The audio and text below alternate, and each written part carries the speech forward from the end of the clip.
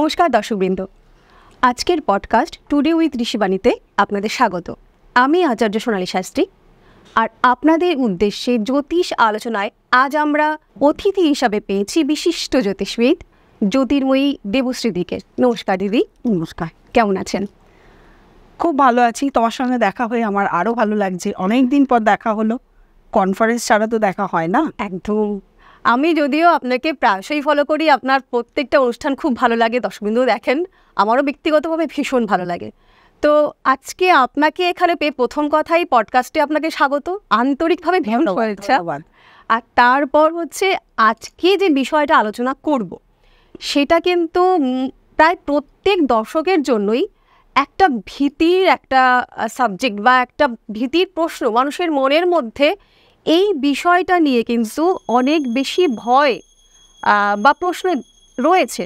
তো সেই বিষয়টা হচ্ছে শনি মহারাজ, উইথ রেসপেক্ট শনি 7.5 এই বিষয়টা নিয়ে আজ আমরা আপনার সঙ্গে আলোচনা করব। একদম, তুমি যা বলছো, যা জানতে চাইছো, এতটা ইম্পর্টেন্ট, এতটা ভাইটাল এবং এতটা লং পিরিয়ড ধরে টাইম পাস করে শনি মহারাজ।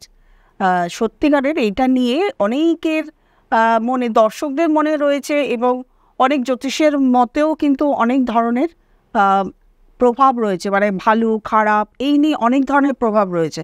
আজকে আমি আমার এক্সপিরিয়েন্সগুলো শেয়ার করবো। একদম একদম ভেরি রিসেন্ট, মানে 2025-এর মার্চে শনি মহারাজ গোচর করলেন। তো বর্তমান সময়ে 3টে রাশি, অর্থাৎ কুম্ভ, মীন এবং মেষ রাশি, এই 3টে রাশির মানুষদের শনি 7.5 চলছে। তো এই ক্ষেত্রে প্রসঙ্গত উল্লেখ্য আগে আমরা জেনে নেব, আপনি একটু দর্শকবৃন্দকে জানান যে শনি 7.5 বিষয়টা আসলে কি, আর এই শনি 7.5 বিষয়ে শনি মহারাজের সঙ্গে জ্যোতিষ সাবজেক্টের যোগটা কোথায় এবং সাধারণ মানুষের জীবনে শনি মহারাজের প্রভাবটা কি, এই বিষয়ে একটু বলুন। একদম, এইটা জানার আগে আমাদেরকে জেনে নিতে হবে শনি মহারাজ জন্ম বৃত্তান্ত, নাহলে কিন্তু আমরা এই 7.5 বিষয়টা ঢুকতেই পারবো না একেবারে। তো সবাই আমরা জানি যে শনি মহারাজ সূর্যদেবের পুত্র। সূর্যদেব যেটা অন্তত 5টা গ্রহের মধ্যে বেস্ট, একদম, যেটা আত্মাকারক, সেই সূর্যদেবের পুত্র হলো শনি। কিন্তু এই পুত্রকে তিনি পুত্র বলে সম্মান দিতে চাননি প্রথমে। সেটাই কেন সেটা হলো সূর্যদেবের যে পত্নী ছিলেন, সম্ভা বলা হয়, একদম। তো উনি সূর্যদেবের যে তেজ, যে রশ্মি, সেটা সহ্য করতে পারছিলেন না। অনেকদিন ঘর সংসার করতে করতে একটা অনেকদিন ধরে সূর্যদেবের যে প্রখর যে রোদটা, সেটা নিতে পারছিলেন না। তো অনেকদিন ধরে ভাবছিলেন এর থেকে একটু দূরে থাকবো, একটু তেজটা আমার শরীরে কম আসুক। তো সেটা সূর্যদেব রাজি হচ্ছিলেন না তার পত্নীকে ছাড়তে, যেহেতু ভালোবাসেন। তা তখন কি করেছেন সম্ভা দেবী, তিনি নিজের একটা অবয়ব তৈরি করেছেন, ওনার মতনই দেখতে, ওনার মতনই স্বভাব, সব কিছুই ওনার মতন তৈরি করে সূর্যদেবের কাছে রেখে উনি গেছেন, বাপের বাড়ি গেছেন বা কোথাও একজন গেছেন। এইবার যে গেছে, এই যে অবয়ব তৈরি করে রেখে গেছেন ওনার মতনই, সেটা তাকে কিন্তু বলে গেছেন যে কখনো এই সূর্যদেব যেন বুঝতে না পারেন যে আমি নেই, তোমাকে আমি আছি, অর্থাৎ স্ত্রী সঙ্গে আছে, এইটা ভেবেই ওনার সঙ্গে ঘর সংসার বা থাকতে হবে। এই যে আরেকটা অবয়ব তৈরি করলো, তার নাম হলো ছায়া। এই যে ছায়া, সূর্যদেবের সঙ্গে তো সেম স্বামী স্ত্রীর মতন মেলামেশা চলছে, সেইখান থেকেই কিন্তু শনিদেবের জন্ম। ঠিক এই যে শনিদেবের জন্ম, ছায়া বলে কিন্তু শনিদেব কালো। যখন সূর্যদেব জানতে পারলেন যে এটা তার নিজস্ব পত্নী, যাকে তিনি বিয়ে করেছিলেন, তার পুত্র নয়, ছায়ার পুত্র, তখনই কিন্তু শনিদেবকে তিনি স্বীকার করেন। তাহলে আমরা জন্ম বৃত্তান্ত জেনে গেলাম। এই শনিদেব এই স্বীকার করেননি, যাতে স্বীকার করে এবং রেসপেক্ট দেয়, সম্মান দেয় এবং পুত্র হিসাবে মেনে নেন, তার জন্য কিন্তু জীবনে প্রচুর কষ্ট সহ্য করেছেন এবং কষ্ট সাধনা করে নিজেকে শনিদেব হিসাবে নিজেকে পরিচিতি দান করেছেন। তখনই কিন্তু তাকে নবগ্রহের মধ্যে স্থান দেওয়া হয়েছে কর্মফল দেবতা হিসাবে। তিনি নিজে পরিশ্রম করেন করে নিজের জায়গা তৈরি করেছেন বলে পরিশ্রম, মানে যারা কর্মফল করে, পরিশ্রম করে, শনিদেব কিন্তু তাদের মাথার উপরে সবসময় হাত রাখে। একদম কর্মফলদাতা। কর্মফলদাতা। যখনই তুমি কর্ম করবে, তা কর্মটা অবশ্য ভালো কর্ম করতে হয়, সঠিক কর্ম করতে হয়, সৎ পথে চলতে হয়, নাহলে কিন্তু উনি দেখেন না। তুমি যখনই যে কর্ম করছো সে কর্মফলটা উনি কিন্তু দেখছেন। উনি কেন, সব দেবতাই দেখে, কিন্তু কর্মফলটা উনি দেন। কোনো দেবতাকেও কিন্তু উনি বাদ দেন না কর্মফলের ফল দিতে। ঠিক ওই যে একজন দেখছে, আমরা যেটা কথার কথা বলে থাকি, ওই যে একজন দেখছে, ওই যে একদম একদম ঠিক। তো এই যে বর্তমানে 3টে রাশির উপরে শনি 7.5 চলছে, তাহলে শনি 7.5 চলছে, এই বিষয়টা আমরা কিভাবে বার করবো? আগে 7.5টা কি সেটা আমরা জেনে নিই। একদম। যখন একটা রাশির ঠিক আগে একটা ঘরে শনিদেব 2.5 বছর করে থাকে, সেটা কখনো 1 মাস বেশি হয়, 1 মাস কমও হয়। ঠিক, সেটা তো তার কিভাবে ঘুরছে সেটার উপর ডিপেন্ড করে, কত স্পিডে ঘুরছে। এই যে 2.5 বছর থাকেন, এটা রাশির আগে 1 বছর, রাশির আগের ঘরে, যেমন এখন রয়েছে তোমার মীন রাশিতে, তাহলে আগের ঘরে কুম্ভ রাশি, কুম্ভ রাশিতে যখন থাকা শুরু হলো তখন থেকে মীন রাশি শুরু হলো। এইখানে 2.5 বছর, মীন রাশিতে 2.5 বছর, মেষ রাশিতে 2.5 বছর, মোট 7.5 বছর। এই 7.5 বছর, এইটাকে 7.5 পিরিয়ড বলে। এই 7.5 পিরিয়ডটা প্রত্যেকটা মানুষের আসে, একটা পূর্ণবয়স্ক মানুষের 3 বার আসে। আবার এটাও মানে আমি দেখেছি অনেকের ক্ষেত্রে, বা শুনেওছি, এটা পৌরাণিক একটা প্রচার হয়েও আসছে। ধরো 7.5 মধ্যে কোনো কারণে তুমি এক্সপায়ার করে গেলে, ডেথ, তোমার কিন্তু পরে আবার জন্ম হবে, পুনর্জন্ম, ওই 7.5 পিরিয়ডটা পাওয়ার জন্য। এক্স্যাক্টলি। তার মানে আমার যেটা রাশি, তার আগের ঘরে যখন শনিদেব অবস্থান করছেন, আমার রাশিতে যখন অবস্থান করছেন, এবং আমার পরের যে এই 3টে রাশিরই মূলত তাহলে 7.5 চলবে। আর এই 7.5টা বছরকেই আমরা একবারে 7.5 বলছি। এইবারে এই 7.5 মধ্যে কেন, মানে 7.5টা আমরা সবাই ভয় পাচ্ছি, কি কারণে সবাই ভয় পায়? মোটামুটি 99% লোকের কিছু না কিছু প্রভাব দেয়। একদম। কারো ক্ষেত্রে খুব ভালো প্রভাব দেয়, কারো ক্ষেত্রে খুব খারাপ প্রভাব দেয়।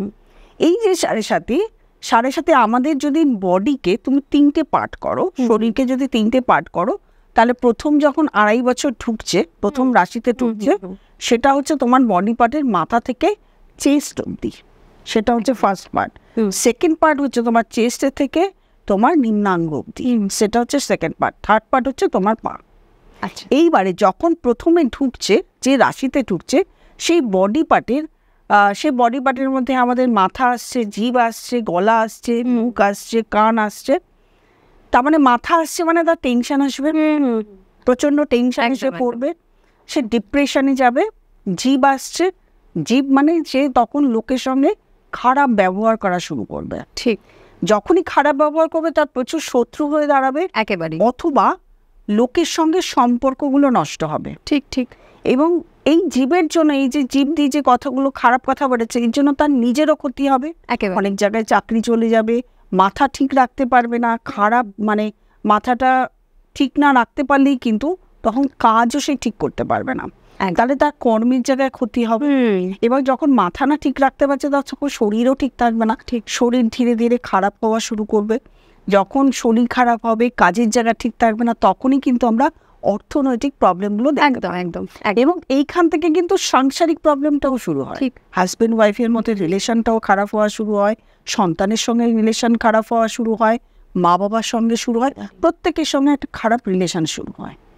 চেস্টে ইনফেকশন হয়, গলায় ইনফেকশন হয়, তোমার জিভ, দাঁত, কান, চোখ, এগুলো সব এই সময়টা এফেক্টেড হয়। ঠিক, তারপরে আসবে সেকেন্ড পার্ট। এই 2.5 বছর হলো, 2.5 বছর পরে তোমার চলে গেল দ্বিতীয় রাশিতে, যেমন মীন রাশিতে চলছে। আমরা এইটা নিয়ে যখন কথা বলছি, মীন রাশিতে চলছে, তখন কিন্তু আমরা দেখতে পাবো যে পেটে ইনফেকশন হচ্ছে। আচ্ছা, পেটে ইনফেকশন হচ্ছে এবং বারবার করে হসপিটালাইজ হচ্ছে কোনো না কোনো কারণে। তাছাড়াও আরেকটা কি হয়, যেটা হচ্ছে খুব খাওয়ার ক্রেভিং শুরু হয়ে যায়, খুব খেতে ইচ্ছা করে। আচ্ছা, খেতে ইচ্ছা করলেই সে তার মধ্যে ফ্যাটনেস আসে। আর যখনই ফ্যাটনেস আসে, ফ্যাটনেস আসার জন্য আরও রোগ তাকে চেপে ধরে। যখনই চেপে ধরে আরও রোগ, তখনই তার মধ্যে কি হয়ে যায়, রোগ চেপে ধরলো, ফ্যাটনেস এসে গেল, তার মধ্যে অলসতা এসে যায়। তখন সে আরও কাজ করার মতন ইচ্ছা শক্তি তার থাকে না। ঠিক। এইগুলোকে যে কাটিয়ে উঠতে পারে সেই কিন্তু 7.5 প্রভাব থেকে বেরোতে পারে। আচ্ছা, এবং রোগ ভোগ সমস্তটুকু তাকে তখন চেপে ধরে। ঠিক হয়ে গেল। আবার থার্ড পার্টে আমরা দেখতে পেলাম যখন ধরো মেষ রাশিতে গেল, মেষ রাশিতে গেলে তখন কি হবে, আমি কিন্তু এটা এখন হবে এটা মীন রাশির, মেষ রাশিতে যখন গেল তখন কি হবে, তখন হবে কি তোমার সেটা পায়ের উপর দিয়ে চলে যাবে। পায়ে হয়তো অনেকের ক্ষেত্রে দেখা গেছে অ্যাক্সিডেন্ট হয়েছে, পা ভেঙে গেছে, পা একটা ইনফেকশন হয়েছে, কোনো না কোনো কারণে পায়ের উপর কোনো কিছু হয়েছে, কিন্তু এই যে 5 বছর যে ডিফিকাল্টিস গেল, যে প্রবলেমগুলো গেল, সে প্রবলেমগুলো কিন্তু আস্তে আস্তে সলভ হওয়া শুরু হয়, বেরোতে থাকে এখান থেকে, তার একটা শিক্ষা প্রাপ্তি শুরু হয়। তার এক্সপিরিয়েন্স হলে 5 বছরে তো প্রচুর এক্সপিরিয়েন্স হয়, তার একটা আস্তে আস্তে আস্তে আস্তে এগুলো ছাড়তে শুরু করে। সে তখন নাড়াচাড়া দিয়ে নিজেকে শরীরকে, না আমাকে এখন কিছু করতে হবে, আমাকে কিছু, কিন্তু এই 5 বছর তার যে লাইফটা শেষ কি কারণে, 5টা বছর একটা মানুষের চলে যাওয়া মানে অনেকটা পিরিয়ড শেষ হয়ে যাওয়া একেবারেই। সেই জন্য আমরা 7.5 নিয়ে এত বলি এই কারণে, যাতে এই সময়টা মানুষ সচেতন থাকে, কর্ম করে ভালো, ডাক্তারের সঙ্গে সঙ্গে সঙ্গে যাতে গিয়ে দেখে বা ভালো একজন অ্যাস্ট্রোলজারের কাছে যায়, যাতে এই প্রবলেমগুলো তাকে ফেস না করতে হয়, ফেস করলেও যাতে তাড়াতাড়ি বেরিয়ে পড়তে পারছে। এইবারে যখন এই লাস্ট পার্টে এলো, তখন না তার যখন আস্তে আস্তে সমস্ত কিছু রিকভারি হওয়া শুরু হলো, তখন সে আবার ভালো জায়গায় পৌঁছে যায়, ঠিক পৌঁছানো শুরু করে, একেবারেই চলে যায় না, আবার পৌঁছানো শুরু করে। আচ্ছা, তাহলে এটা বুঝতে পারলাম, এই যে 3টে পার্ট আমরা করছি, মানে আমার যেটা রাশি তার আগের ঘরে যখন শনি মহারাজ থাকবেন তখন আমরা মাথার বিচার করব একদম, আর যখন আমার মাথা থেকে চেস্ট অবধি, আর যখন আমার নিজের রাশিতে থাকছেন তখন আমরা দ্বিতীয় বিভাগটার বিচার করব, এবং যখন আমার রাশির পরের ঘরে শনি মহারাজ থাকবেন তখন আমরা তৃতীয় পার্টটার বিচার করব। একদম। আচ্ছা, বেশ। তো এটা তো আমরা বুঝতে পারলাম যে শনি মহারাজ ঠিক কীভাবে, কেমন করে ধাপে ধাপে ফলগুলো দেন এবং কিভাবে দেন। কিন্তু আমরা এই যে জানি যে 12টি যে রাশি আছে, তো সেই রাশির যে অধিপতি গ্রহগুলো আছেন তাদের প্রত্যেকের সঙ্গে শত্রু মিত্রতার সম্পর্ক আছে একদম, অর্থাৎ প্রত্যেকটা গ্রহই প্রত্যেকটা গ্রহর বন্ধু নন বা শত্রু নন। তাহলে এই যে শনি মহারাজের সঙ্গে বাকি গ্রহদের যে সম্পর্ক, সেই ভিত্তিতে কি আমরা এটা জিজ্ঞেস করতে পারি বা আলোচনা করতে পারি যে প্রত্যেকটা রাশির ব্যক্তির উপরেই শনি মহারাজের এই যে 7.5 প্রভাব সেটা সমানরূপে হয় বা হয়? কখনোই সমানরূপে হয় না। আচ্ছা, তাহলে সেই কিছুটা কারো ক্ষেত্রে ভালো হয়, কারো ক্ষেত্রে খারাপ হয়। আচ্ছা, এটা নিয়ে একটা পুনর্জন্মের গল্প আছে। মানে ধরো তুমি জন্মেছো, পুনর্জন্মটা অনেকেই মানেন না, আবার পরজন্মও মানেন না, এটা অনেকেই মানেন না, আবার অনেকেই মানেন। দেখো, সবসময় যে আমি মানুষ হয়ে জন্মাবো এমন কোনো গল্প নেই। ঠিক, আমি পশু পাখি, কুকুর বিড়াল, যে কিছু, যে কোনো পতঙ্গ কীট হয়ে আমি জন্মাতে পারি, কর্মফল আমাকে পেতেই হবে। এবার গত জন্মে তুমি যদি ভালো কাজ করে আসো, তাহলে কিন্তু এই জন্মে তোমার শনি দেবতা যখন ডেট অফ বার্থ দিয়ে ক্যালকুলেশন করা হবে ভালো পজিশনে থাকবে। আচ্ছা আচ্ছা, ভালো গ্রহ দৃষ্টি দেবে, ঠিক, শুভ গ্রহ দৃষ্টি দেবে, এবং দেখা যাবে ন্যাটাল চার্টে নবাংশ, নবতারা, এগুলো তো তোমার নক্ষত্র ভালো আছে, নক্ষত্রের কানেকশন। এইবারে তুমি যে গত জন্মে যে কাজটা করে এসছো, যদি খারাপ কাজ করে আসো, তাহলে তো এই জন্মে তোমাকে সে খারাপ কাজের কর্মফল ভোগ করতে হবে। একদম, সেই কর্মফলের জন্যই শনি দেবতার পজিশন কিন্তু সেখানেই দেবে। ঠিক, ঠিক আছে। এইবারে এখানেও কথা আছে, অনেকের ক্ষেত্রে দেখা যায় কি, আমরা তো আসলে গত জন্ম কি করেছে সেটা দেখতে পাই না। অনেকের ক্ষেত্রে দেখা যায় যে শনি দেবতা ভালো 11th হাউসে, 6th হাউসে, তুমি তো জানো এগুলো খুব ভালো রেজাল্ট দেয়, 3rd হাউসে রয়েছে, তা সত্ত্বেও দেখা যাচ্ছে যে 7.5 প্রভাব তাকে খারাপ দিচ্ছে। কেন দিচ্ছে তাই না? সেক্ষেত্রে দেখা যাচ্ছে তার ন্যাটাল চার্টে নবতারা, নিশ্চয়ই নবতারার যে মানে বিপদ পত্তারি বধ যে নক্ষত্র আছে তার মধ্যে পড়েছে, এবং তার সঙ্গে নবাংশ খারাপ পড়েছে, এবং সে যখন তার সেলস এসছে তখন থেকে সে ভালো কর্মফল করেনি। এক্স্যাক্টলি, মানে আমাদের এই জন্মের যে কর্মফল সেটা করেনি, যার জন্য 7.5 প্রভাব তার ক্ষেত্রে প্রচুর পরিমাণে খারাপ দেবে।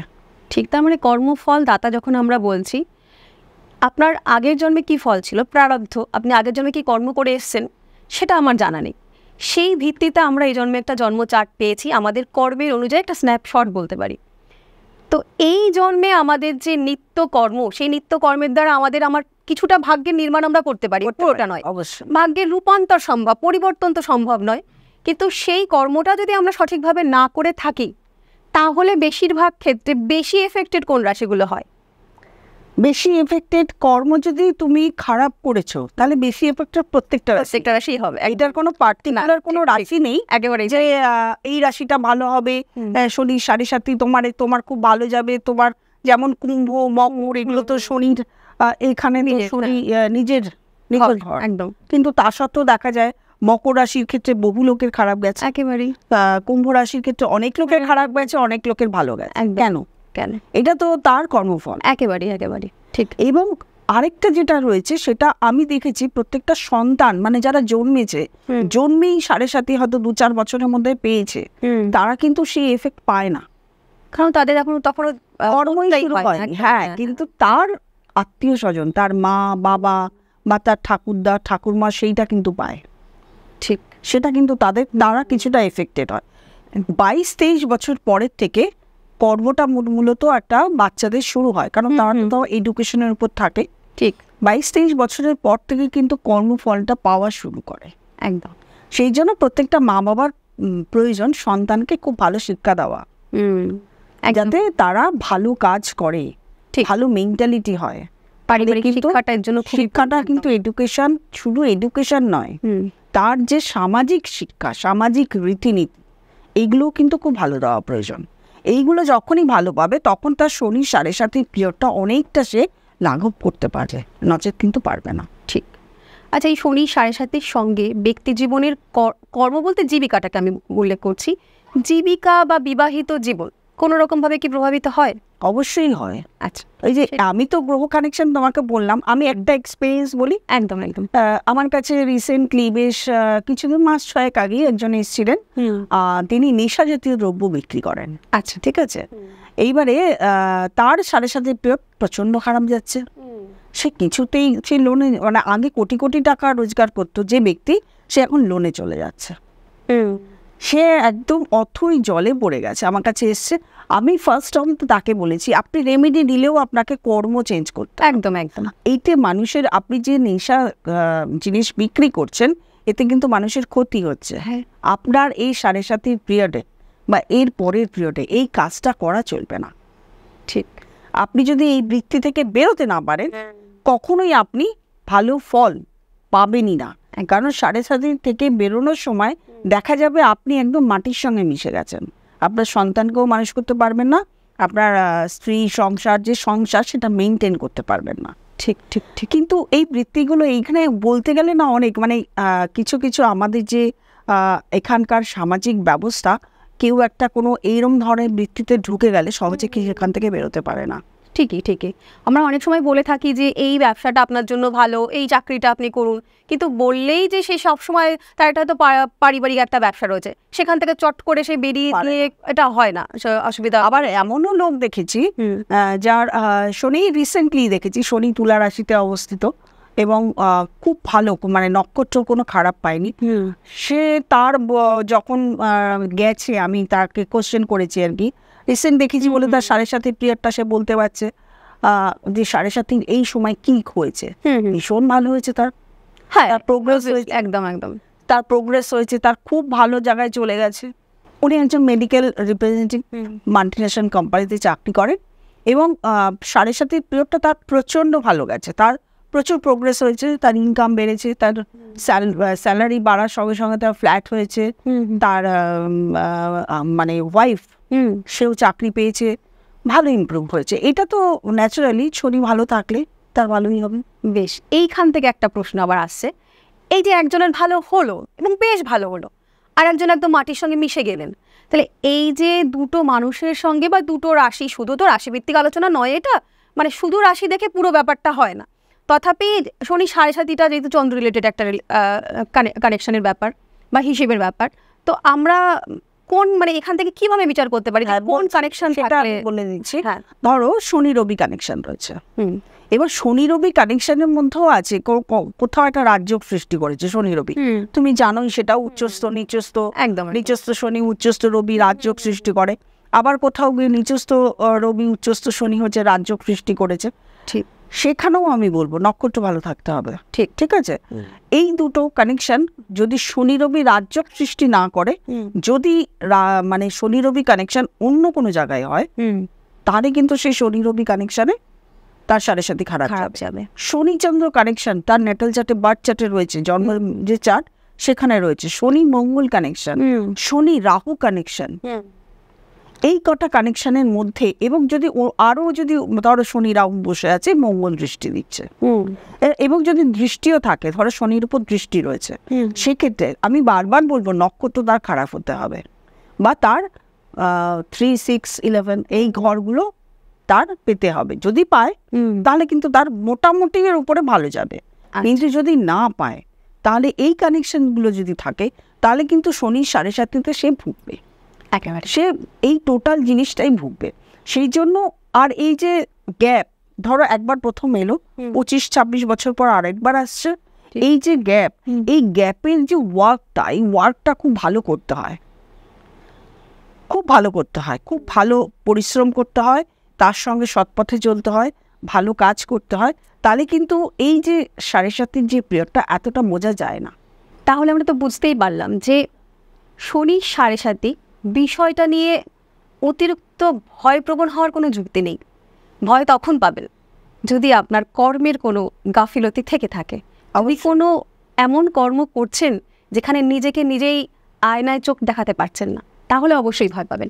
যদি আপনার কর্মের মধ্যে কোনো রকম অসততা না থেকে থাকে, তাহলে ভয় পাওয়ার বিষয় নয়। আর জ্যোতিষ সাবজেক্ট, এটা তো ভয় দেখানোর সাবজেক্ট নয়। আমরা বসেই আছি, আমরা যারা জ্যোতিষ বিদ্যার্থী, তারা আমরা চেষ্টা করে চলেছি সর্বক্ষণ যে একজন মানুষকে সঠিক পথ দেখানো। আর এই জ্যোতিষ আলোচনা হচ্ছে আপনাদের সমাধানের একটা শাস্ত্র। তো জ্যোতিষী বা জ্যোতিষ কোনো আলোচনা বিষয়ে ভীতির কোনো বিষয় নয়, বা ভয়ের কোনো বিষয় নয়। শনি 7.5 নিয়ে অযথা ভীতিগ্রস্ত হবেন না। সঠিক জ্যোতিষীর সঙ্গে আলোচনা করুন, আর নিজের কর্মটাকে ঠিক করুন। নিজের কর্মের উপর কিন্তু শনি মহারাজ আপনাকে একেবারেই যে কর্মটা করছেন তার হুবহু কর্মফল কিন্তু আপনি পাবেন। তথাপি দিদি ভাই, যদি শনির 7.5 থাকে, কর্ম তো মানুষ করলো তার, তবে কিনা জীবনে এমন এমন সময় এসে যায় যখন আমাদের জানা বোঝার বাইরে গিয়েও আমাদেরকে অনেক কাজ করতে হয়, যার ফলে কিন্তু আমাদের জীবনে সেই পাপ পুণ্যের একটা হিসেব নিকেশ চলে আসে, আমরা বাধ্য হয়ে পড়ি।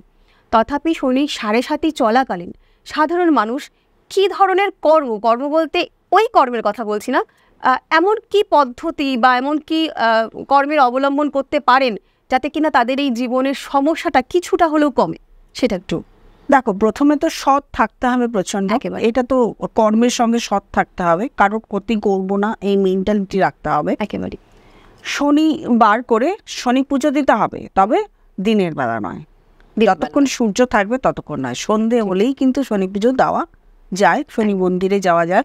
এবার শনি মন্দিরে কি সবাই যেতে পারে? সবাই যেতে পারে, তবে স্পর্শ মহিলারা করতে পারে না, তারা দূর থেকে পুজো দিতে পারে, পুরুষরা গিয়ে স্পর্শ করতে পারে। সর্ষের তেল শনি মন্দিরে, যদি কালো রঙের পাথর হয়, এমনিতে আজকাল যে শনির প্রতিমা থাকে তাতে তো আর দিতে দেয় না, যদি কালো পাথর থাকে তাহলে সেখানে সর্ষের তেল শনির যে প্রতিমা তাতে ঢালতে পারে। এছাড়া সর্ষের তেলের প্রদীপ জ্বালাতে পারে। সর্ষের তেলের প্রদীপের মধ্যে লোহার যে পেরেকগুলো থাকে ওটা দিয়ে দিতে পারে, ঠিক আছে। এছাড়া তিলের তেল এগুলো দিতে পারে। আর তার সঙ্গে শাং শনিশ্চরায় নামা এই মন্ত্র সে করতে পারে। শনিদেব নিজেও দক্ষিণাকালীর পুজো করত। এই দক্ষিণাকালীর পুজো পাঠ, কবচ পরিধান এগুলো করলেও কিন্তু অনেকটা নিরাময়। তবে তার সঙ্গে অবশ্যই বলবো কর্ম ভালো করতে হবে। একদম দিদি, এই যে বীজ মন্ত্রের কথা আপনি বললেন, তো এই প্রশ্নটা অনেকের থাকে যে আমার তো দীক্ষা হয়নি, তো সেই ক্ষেত্রে কি তারা এই মন্ত্রটা পাঠ করতে পারবেন? হ্যাঁ হ্যাঁ হ্যাঁ, দীক্ষা হয়নি যে যারা দীক্ষা নিয়েছে তারা আগে গুরু মন্ত্র পাঠ করবে, ঠিক, তারপরে এই মন্ত্র পাঠ করবে। আর যাদের দীক্ষা হয়নি তারা অবশ্যই পাঠ করতে পারে। ঠিক, দীক্ষা হয়নি বলে তো প্রত্যেকটা লোকের বাড়ি প্রতিমা থাকে, লক্ষ্মী প্রতিমা, সরস্বতী প্রতিমা, সেই যাকে বিশ্বাস করে কালী একদম, প্রতিমা, দুর্গা প্রতিমা, ভক্তি অনেকের ঘরে লোকনাথ বাবা এরা তো থাকেই, তাদের যখন পুজো করতে পারছে মন্ত্রপাঠ কেন করতে পারবে না? ঠিক। তাহলে আশা করি আপনাদের যত রকম প্রশ্নের উদ্বেগ মনের মধ্যে হচ্ছিল সেগুলোকে মোটামুটি আমরা ছুঁয়ে যেতে পেরেছি। তারপরেও যদি কিছু জানার থাকে অবশ্যই আমাদের কমেন্ট করে জানাবেন, আর জানাবেন অনুষ্ঠানটা কেমন লাগলো। আজকে আসার জন্য দিদিভাই অনেক অনেক ধন্যবাদ।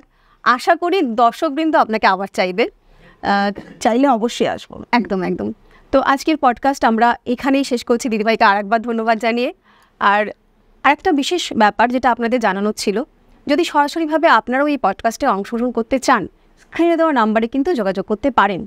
সবাই ভীষণ ভালো থাকবেন, ভীতিগ্রস্ত হবেন না। আবারও বলবো, আপনাদের ইষ্টদেবের স্মরণ করুন, গুরু ভজন করুন, কর্ম ঠিক করুন।